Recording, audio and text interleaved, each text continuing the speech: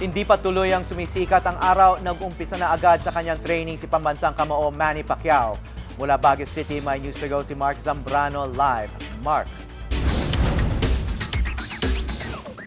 Hawi, inagahan ni pambansang kamao Manny Pacquiao ang kanyang terrain conditioning kanina sa matarik na Santa Lucia Village dito sa Baguio City.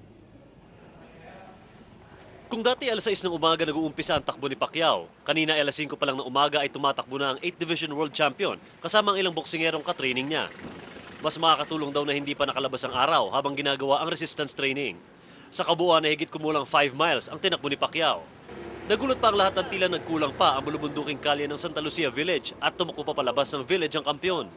Nakipagpatintero sa mga sasakyan ang grupo ni Pacquiao hanggang makarating mismo sa kanyang hotel. Pati ang international marathoner na si Brian Livingston na pilit sumabay kay Pacquiao na pabilib sa tibay na pinakita ng kampiyon. Ngayon lang daw siya nakakita ng boksingerong ganong kalakas tumakbo. As a runner, I think Manny is a complete athlete.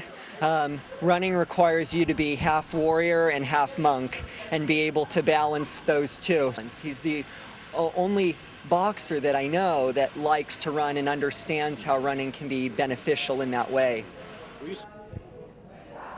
Hawi, mamayang hapon ay magkakaroon ng panibagong ring training session si pambansang kamao Manny Pacquiao dito pa rin sa Baguio City. Yan muna ang pinakauling ulat dito sa Baguio City. Hawi?